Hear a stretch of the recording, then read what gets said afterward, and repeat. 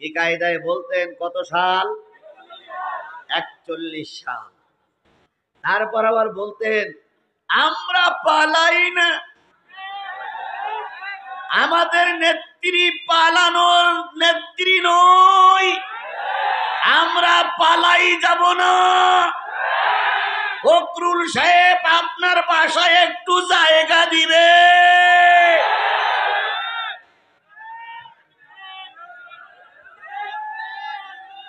তারপরে বলেছিল ঢাকার বাসায় না হলে ঠাকুরগাঁর বাসায় জায়গা দিয়েন। ফখরুল সাহেবের বাসার দরজা খোলা, আপনারা কোথায় গেছেন? আসুন চা খেয়ে যান। এই বাউলার মুসলমানেরা খুব অনুনয় বিনয় করেছিল অন্তত 10টা মিনিট কথা বলতে দেওয়া হোক, কিন্তু সেদিনের প্রশাসন আর সেদিনের সরকার বাহিনীর লোকেরা আমাদেরকে কথা বলতে দেয়নি। আমরা সেদিন যাবার সময় চোখের পানি ফেলেছিলাম, লক্ষ জনতা নিয়ে আল্লাহর কাছে বলেছিলাম, আল্লাহ এই জালেমদের বিচার বাংলার জমিনে হয়তো আমরা করতে পারবো না, বিচারের দায়িত্বটা তোমার হাতে তুলে দিলাম। সেদিন লক্ষ জনতার চোখের পানি কবুল হয়েছে। এই জন্য যারা আমাদের মাহফিল বন্ধ করে দিয়েছিল, আল্লাহর কসম তারা দেশ ছাড়তে বাধ্য হয়েছে।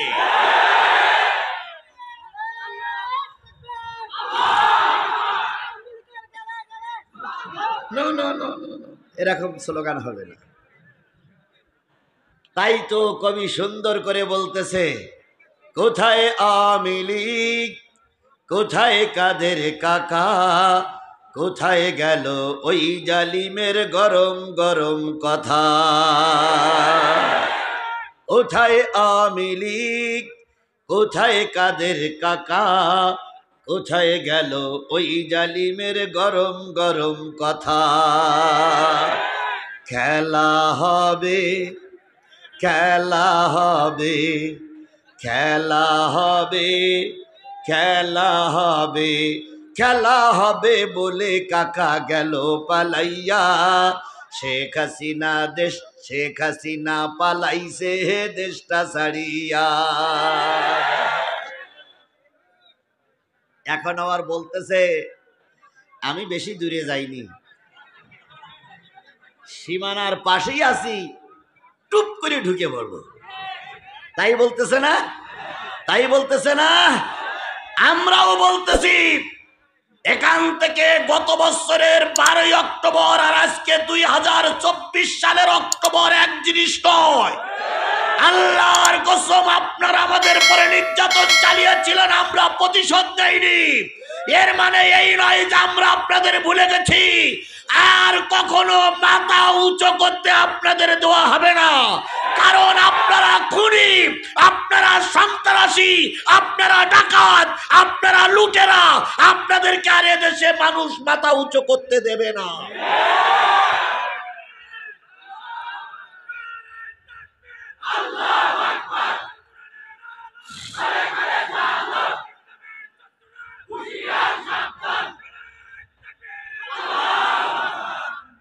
আইসো চট করিয়া, আয়না ঘর তোমার জন্য রাখছি গো সাজায়া। বুবু আইসো চট করিয়া, আয়না ঘর তোমার জন্য রাখছি গো সাজায়া।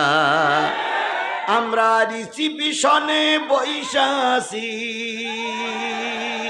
আমরা রিসিপিশনে বইসা আছি জুতোর মালা লয়া। আয়না ঘর তোমার জন্য রাখছি গো সাজায়া। নির্বিচারে মারছো মানুষ ক্ষমতার লাগিয়া। ও বাবু নির্বিচারে মারছো মানুষ ক্ষমতার লাগিয়া। দিন ধর্ম আর মানবতা সবকিছু ছাড়িয়া, বুবু সবকিছু ছাড়িয়া। তোমার পাপের শাস্তি, তোমার তোমার পাপের শাস্তি পাইতে হবে, যাইও না ভুলিয়া। আয়না ঘর তোমার জন্য রাখছি গো সাজাইয়া, বুবু আইসো চট করিয়া। আয়না ঘর তোমার জন্য রাখছি গো সাজাইয়া। সুতরাং যে মালিক আপনাকে আমাকে এই সুযোগটুকু করে দিলেন, সেই মালিকের শুকরিয়া আসতে না জোরে? সবাই মিলে বলুন আসতে না জোরে? বলুন তো, এই যে সুন্দর পরিবেশ তৈরি হয়েছে, এর জন্য বাংলাদেশ জামাত ইসলামের অনেক বড় হাত রয়েছে। তারা একক আন্দোলন করে দেশের এই স্বাধীনতা নিয়ে আসছে না, কখনো নয়। বাংলাদেশ জামাত ইসলামী ছাত্র শিবির এককভাবে অনেক আন্দোলন করেছে, ময়দানে গুলি খেয়ে ফিরে এসেছে। বিএনপি বাংলাদেশ জাতীয়তাবাদী দল অনেক আন্দোলন করেছে, গুলি খেয়ে বাড়ি ফিরে এসেছে। আমরা একরকম দাবি ছেড়ে দিয়েছিলাম, এই পেত্নির বাচ্চা পেত্নি না বলা পর্যন্ত আর দেশ স্বাধীন হবে না। কোথা থেকে আসলো এক ঝাঁক আবাবিল পাখির মতন ছোট্ট ছোট্ট ছেলেমেয়েরা, কলেজ পড়া, বিশ্ববিদ্যালয় পড়া, হাই স্কুল পড়া, মাদ্রাসার ছাত্র ছাত্রীরা কোমরে গামছা বেঁধে, মাথায় কাফনের কাপড় বেঁধে রাজপথে নামলো। তারা মিছিল করলো, তুমি কে আমি কে, তুমি কে আমি কে, কে বলেছে কে বলেছে। বাস, এদের আমরা এর আগে কখনো চিনতাম? এর আগে কোনোদিন দেখেছিলাম? প্রথম দিন 100 গুলি হয়ে মারা গেল। জামাত ইসলামী গুলি খেয়েছে, বিএনপি গুলি খেয়েছে, অন্যান্য দল গুলি খেয়েছে, ময়দান ছেড়ে দিয়েছে। কিন্তু ছাত্রদের আন্দোলন শেখ হাসিনা জানতো না। 100 মারা গেল, পরের দিন আরো 100 রাস্তায় মারা গেল। পরের দিন যখন রাস্তায় গুলি হয়, আবু সাইদ বুক পেতে দিল। কথা বলেন ঠিক না বেঠিক? আবু সাইদের রক্ত অগ্নিস্ফুলিঙ্গের মতন গোটা বাংলাদেশে জ্বলে উঠল।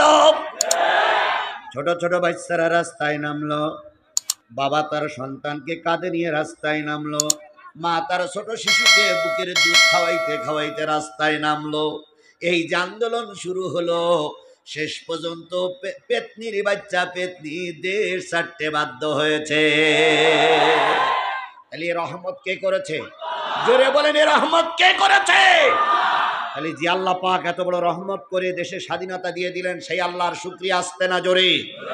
সকলে মিলে বলছি আলহামদুলিল্লাহ। আল্লাহ বলতেছেন, সাব্বাহা লিল্লাহি মা ফিস সামাওয়াতি ওয়া মা ফিল আরদ ওয়া হুয়াল আজিজুল হাকীম। বান্দা শোনো, আসমানে যা আছে, জমিনে যা আছে, আসমানের নিচে যা আছে, জমিনের তলদেশে যা আছে, ইচ্ছায় হোক আর অনিচ্ছায় হোক, শুকরিয়া আদায় করছে কার? আরো জোরে বলেন, শুকরিয়া আদায় করছে কার? আমরা বিপদে থাকি, মুসিবতে থাকি, সুখে থাকি, শান্তিতে থাকি।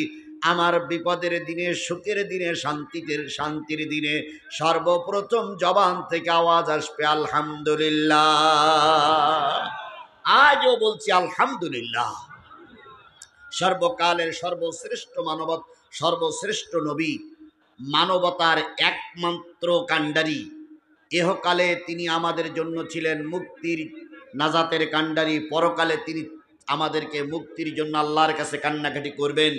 সেই মানবতার নবী, আমাদের সকলের মাথার মুকুট, জনাবে মোহাম্মদ রাসূলুল্লাহ সাল্লাল্লাহু আলাইহি ওয়াসাল্লামের দরবারে লক্ষ কোটি দুরূদ আর সালাম। সকলে মিলে বলছি সাল্লাল্লাহু আলাইহি ওয়াসাল্লাম। বলুন তো বন্ধুগণ, রসুল যখন পৃথিবীতে আসলেন, পৃথিবীতে আসার পরে আনন্দিত হয়েছিল কারা? পৃথিবীতে যখন রসুল আসলেন তখন আনন্দিত হয়েছিল কারা? কাফেরেরা। তখন তো মুসলমান ছিলই না। আল্লাহ নবীর আগমন পৃথিবীতে ঘটল, আবু লাহাবের কানে সংবাদ পৌঁছায় গেল। আব্দুল্লাহর বেটা মোহাম্মদ দুনিয়ার মুখ দেখেছে। আবুল আহাব ছুটে গেল, বান্দি কয়েদি বাদী আজাদ করে দিল, 70টার মতন উট জবাই করে মানুষকে খাওয়ালো। আবুল আহাব কাবার 70 জীব নাচানাচি করলো আর বলল, ভাতিজা মোহাম্মদের জন্ম হয়েছে। বলুন তো আবুল আহাব জন্মে সূত্রে মুসলমান না কাফের? এই মুসলমান কথা বলেন, তিনি কাফের না মুসলমান? তাহলে রসুলের জন্মে আনন্দ করলো কাফেরেরা। আজকেও একদল মানুষকে দেখা যায় রসুলের জন্মদিন নিয়ে নাচানাচি করে, রসুলের কর্মের কথা ভুলে যায়। ভুলে গেলে চলবে না, রসুলের জন্মদিন আনন্দ করেছিল কিন্তু কাফের গোষ্ঠী। এবার আসুন, রসুল যখন মৃত্যুবরণ করলেন, যখন ঘোষণা আসলো নবীজি মৃত্যুবরণ করেছেন, হযরত আবু বকর থমকে বসে গেলেন। হযরত উমর খাপের ভিতর থেকে তরবারি বাইর করে বললেন, কে বলেছে নবী মারা গেছে? যদি কেউ বলে নবী মারা গেছে, আমি তার কাল্লা আলাদা করে ফেলবো। সমস্ত মুসলমানরা কাঁদতে শুরু করলো, উম্মুল মুমিনিন সকল নারীরা কাঁদতে শুরু করলো, মসজিদে কান্নার রোল পড়ে গেল। তাহলে নবীর মৃত্যুতে কেঁদেছিল কারা? আরো জোরে বলেন, নবীর মৃত্যুতে কেঁদেছিল কারা? আর নবীর জন্মদিনে আনন্দ করলো কারা? আরো জোরে বলেন, নবীর জন্মদিনে আনন্দ করলো কারা? আর নবীর মৃত্যুতে কানলো কারা? তাহলে আমরা মুসলমান, আমরা নবীজির জন্ম এবং মৃত্যুটারে সম্মান করি, কিন্তু আনন্দ নিয়ে বেশি মাতামাতি করি না।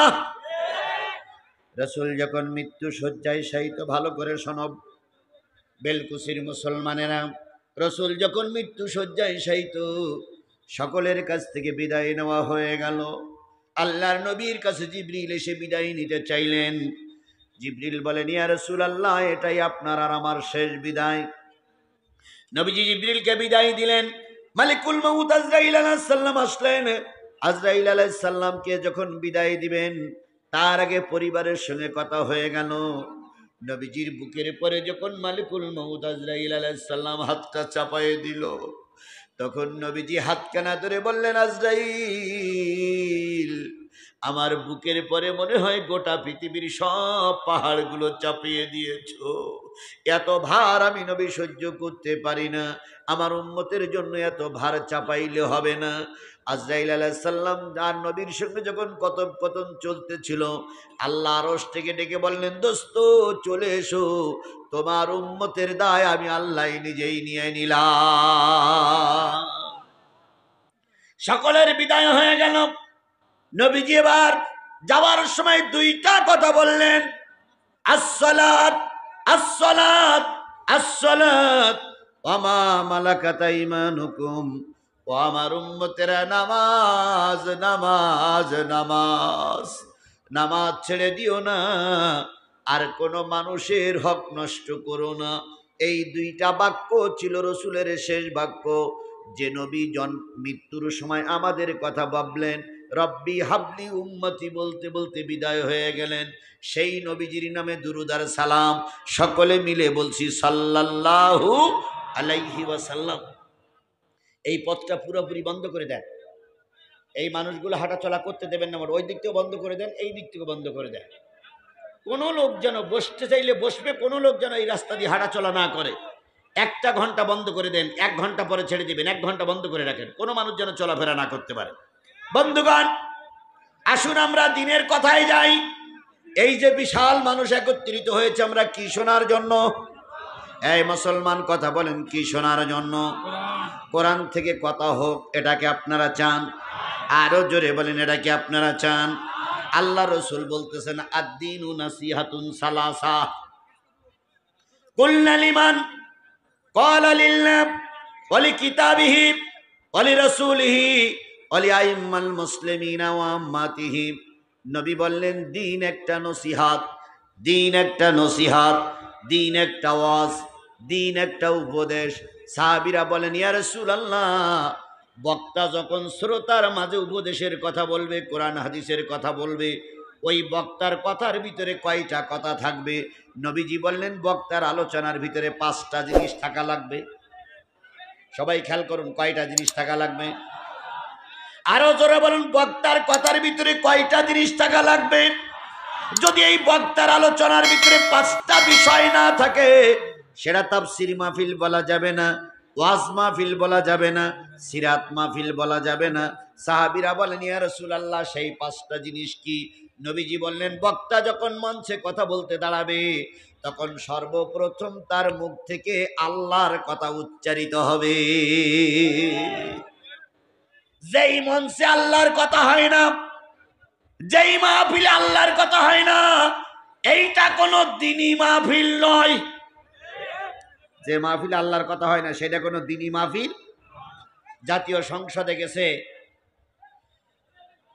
কি বলে, সিরাজগঞ্জের এমপি, যেই প্রথম ফ্লোর পাইছে, পাওয়ার পরে বলতেছে, মাননীয় স্পিকার, আপনি আমাকে সময় দিয়েছেন, এই জন্য আপনাকে ধন্যবাদ।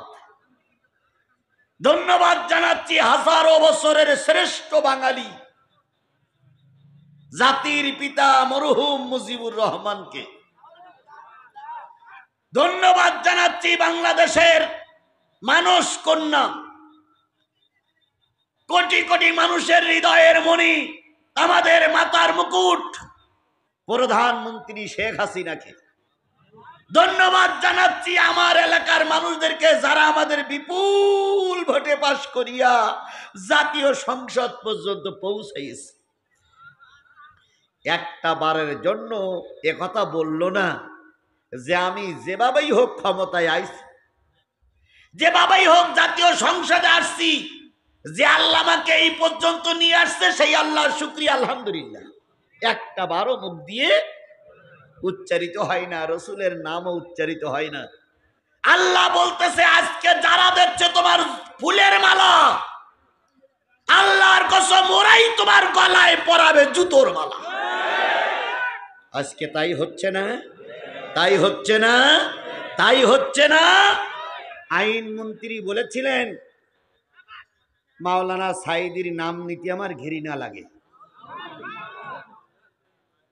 তারপরে স্বরাষ্ট্রমন্ত্রী বলেছিলেন, বাংলাদেশ জামাত ইসলামী বলে ইসলামী একটা দল আছে, এটা আমার জানা নেই।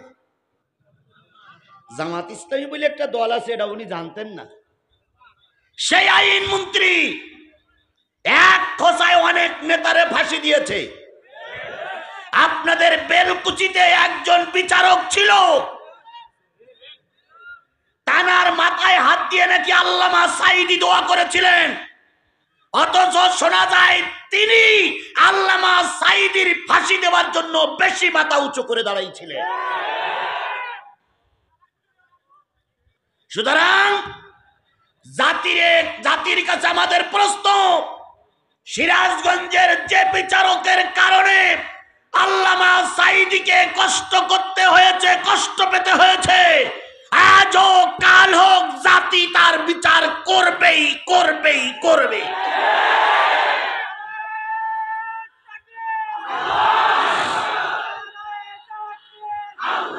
আমার ভাইরা, বৃথা যেতে দেব না আমার ভাইরা। তাহলে আজকে সেই আল্লামা সাঈদীর জনপ্রিয়তাটা কোথায়, আর তোমাদের জনপ্রিয়তাটা কোথায়? দরবেশ বাবা আর আইনমন্ত্রী দুইজন পালাই যাচ্ছে। একজন দাড়ি কেটেছে আর একজন দাড়ি রেখেছে। তো দুইজন নৌকায় চড়ে যাচ্ছে। তো যেতে যেতে হঠাৎ করে একটা ছেলে বলতেছে, ও ভাই, ওই নৌকায় যে দুজন যাচ্ছে, যে চেনা চেনা মনে হয়েছে। তখন আইনমন্ত্রী তসবি পড়ছিল, লা ইলাহা ইল্লাল্লাহ সুবহানাকা ইন্নী কুনতু মিনাজ জালিমিন। তখন তসবি পড়া জোর বাড়াই দিয়েছে। উনি বলতেছে, না না, আমার চেনা চেনা মনে হয় না। তখন কিছু মুরব্বী লোক এসে বলতেছে, আপনি সেই আইনমন্ত্রী না? তখন উনি আরো একটু দোয়া ইউনুস বেশি বাড়াইতে শুরু করেছে। ও ভাই, দোয়া ইউনুস পড়িয়ে লাভ হবে কি? আপনারা যে দোয়া ইউনুস পড়তেছেন, সেই ইউনুস তো বড় চেয়ারে বসে আছে। ইউনুস বড় চেয়ারে বসে আছে না? যত ইউনুস ইউনুস করেন, এখন আর কোনো কাজ হবে না, পাপের শাস্তি পাইতে হবেই। তাহলে যে জিনিসটা বলতেছিলাম সেটা হলো, কোরআন হাদিসের মাহফিলে সর্বপ্রথম কার আলোচনা হবে? আল্লাহর আলোচনা। 2 নম্বর, রাসূলের নামে দুরূদ পড়া লাগবে। যে বা যিনি রাসূলের নামে দুরূদ পড়ে না, সেইটা কোরআনের মাহফিল হতে পারে না। তাহলে আমরা কি আল্লাহর প্রশংসা করেছি? রাসূলের নামে দুরূদ পড়েছি। 3 নম্বর, আলে কিতাবিহি, কিতাব থেকে আলোচনা করা লাগবে। সেই কিতাবটার নাম কি? আরো জোরে বলেন, সেই কিতাবটার নাম কি? এই কিতাবের সূরা জুমারের একটি আয়াত আমি আপনাদের সামনে পড়েছি, 71 নম্বর আয়াত। ওই আয়াতের পরে ভিত্তি করে এখন কোরআন থেকে আলোচনা হবে। তাহলে 3 নম্বর আলোচনা হবে কিসের থেকে? 4 নম্বর, আইম্মাল মুসলিমিনা ওয়া আম্মাতিহিম, সাধারণ মুসলমানের কিছু উপকার হয় এমন কিছু বক্তব্য আমার মুখ থেকে আসা লাগবে। আর মুসলিম নেতৃত্বের কথা, নেতাদের কথা আমার মুখ দিয়ে আসা লাগবে। যদি এই 5টা বিষয়ের সমন্বয়ে আলোচনা হয়, সেটাই হবে কোরআনের মাহফিল। তাহলে আল্লাহর প্রশংসা কি শেষ না? রাসূলের নামে দুরূদ আমরা পড়িনি? পড়েছি। 3 নম্বর কিসের থেকে আলোচনা হবে? জোরে বলেন, কিসের থেকে আলোচনা হবে? আমি এখন কোরআন থেকে আলোচনা করব ইনশাআল্লাহ। আমার আলোচনা কি আপনারা শুনতে রাজি আছেন? কারা কারা রাজি নেই? সবাই রাজি? সবাই রাজি? এবার কারা কারা রাজি আছেন 2 হাত উঁচু করে আল্লাহরে দেখান। আল্লাহ এই হাতগুলোরে কোরআনের জন্য কবুল করুক। সকলে বলুন আমিন। আরো জোরে বলেন আমিন। আরো জোরে আমিন। তাহলে আমরা কিসের থেকে আলোচনা করব? কোন সূরা? কয়টা আয়াত? একটা আয়াত। আল্লাহ আমাদের ধৈর্য ধরে সেই আলোচনাটা শোনার তৌফিক দান করুন। বন্ধুগণ,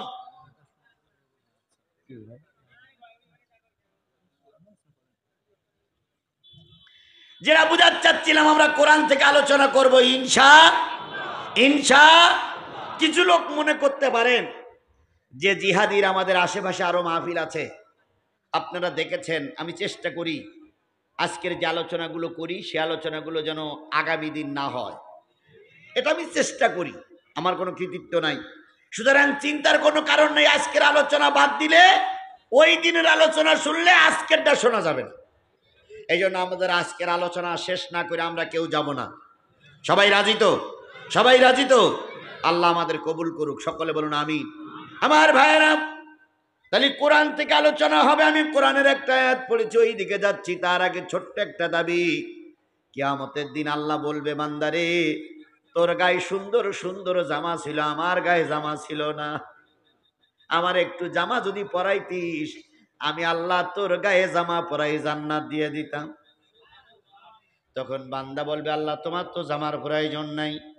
আল্লাহ তখন বলবে, বান্দারে আমি মসজিদ, আমার ঘর মসজিদ, মসজিদের গায়ে যদি জামা পরাতিস তাহলে তোর গায়ে আমি জান্নাতের জামা পরাইতাম। দেখুন তো মসজিদটা সেই আছে, জামা নাই। দেখেন মসজিদের তাকান সবাই, মসজিদটা আপনাদের দিকে তাকাই আছে, মসজিদের গায়ে কি নাই? জামাও নাই, চাদরও নাই। তাহলে মসজিদ কষ্ট পাচ্ছে না? আমরা যদি 20টা করে টাকা দেই, মসজিদের গায়ে জামা চলবে, চাদর উঠবে। এখন 20টা টাকা দিলে মসজিদের গায়ে জামা চড়বে, চাদর উঠবে। আমরা কি 20টা টাকা দিয়ে মসজিদের গায়ে চাদরটা লাগাইতে চাই? কার কার কাছে 20টা টাকা আছে একটু হাত তোলেন তো। কার কার কাছে 20 টাকা আছে? দেবেন কিনা ওটা আপনার ব্যাপার, কিন্তু টাকা আছে কার কার একটু হাত তোলেন। যদি টাকা থাকার পরে হাত না তোলেন, কিয়ামতের দিনে হাত বলবে আল্লাহ টাকা ছিল তুলিনি। মাশাআল্লাহ। এইবার পকেটে ওই হাতগুলো সব পকেটে দেন। যদি 20 টাকা না থাকে 10 টাকা দেন, 10 টাকা না থাকলে 5 টাকা দেন, 5 টাকা না থাকলে 2 টাকা দেন। আবার যদি মনে করেন হুজুর 20 টাকা চাইছেন, আমরা 20 টাকা দেবো না, 50 টাকা দেবো, দেন। 100 টাকা দেন, দেন। 500 টাকা দেন, দেন। 1000 টাকা দেন, দেন। 50,000 টাকা দেন, দেন। যদি আমাদের প্রধান অতিথি বলে আমি 2 লাখ দেবো, দিন, কিন্তু 20 টাকার কম যেন না হয়। আমাদের ওই ছেলেগুলো যাচ্ছে, ওরা টাকা নিয়ে চলে আসলেই আলোচনা শুরু হবে। মেহেরবানি করে